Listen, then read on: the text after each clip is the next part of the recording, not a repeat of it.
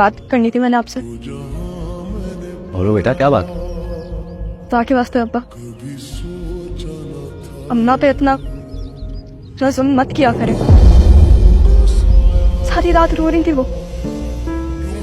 अम्मा इतनी मजबूत नहीं है, ये सब नहीं झेल सकती। पर मेरी बात समझे कि तकलीफ में हम बहुत बड़ी हो गई हो, मेरे सामने खड़े होकर मुझसे सवाल करोगी? नहीं नहीं नहीं अब्बा, मैं आपसे सवाल नहीं कर रही। मैं आपसे सवाल क्यों करूंगी? मैं तो बस आपको इतना कह रही हूँ कि पूरी जिंदगी आप जो अम्मा पे जुल्म करते आ रहे हैं ना, अब वो हद से ज्यादा हो रहा है। जब बर्दाश्त से ज्यादा हो जाता है ना जुल्म, तो एक बेजुबान जानवर बोलना शुरू हो जाता है। नहीं आ रही तुम्हें ये बात करते हुए? बाप होगा तुम्हारा। कि तुम्हें तुम्हारे शौहर और तुम्हारी सास ने पट्टियां पढ़ाकर भेजा है ना कि बाप के सामने खड़े हो जाओ, है ना?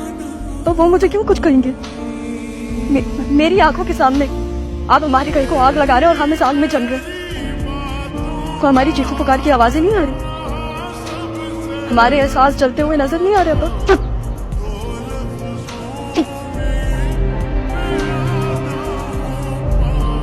अभी इतनी बड़ी नहीं हुई हो कि मेरे सामने खड़े होकर मेरे मुंह पे मुझसे सवाल करो। इस दिन के लिए बड़ा दिया था मैंने तुम्हें। बेटी हो, बेटी बनकर रहो। हाँ, कोई बेटा होता, वो माँ के लिए खड़ा होता तो वो और बात थी। बहुत अच्छी बात है अब्बा कि आपका कोई बेटा नहीं है, कि बेटियां चुप कर जाती, सह लेती हैं। बेटा होता ना तो अम्मा के साथ ये सब नहीं करने देता। तुम्हारी माँ ने तुम्हें सिखाया ना, मुझे पता है कि तुम्हारी माँ ने ही तुम्हें सिखाया है।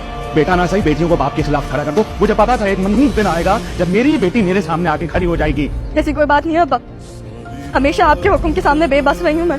आज तक कुछ नहीं बोला, लेकिन आज अम्मा की हालत देख के मुझसे बर्दाश्त नहीं हुआ। अब मैं आज भी उतनी ही बेबस हूँ आपके सामने जितनी मैं पहले थी। आज अब्बा आपके सामने एक बेटी की हैसियत से नहीं, एक इंसान की हैसियत से बात करने आई हूँ। क्या आपको अम्मा के आंखों में आंसू नजर नहीं आते? हमारे दर्द से आपको कोई फर्क नहीं पड़ता? अब कोई फर्क नहीं पड़ता।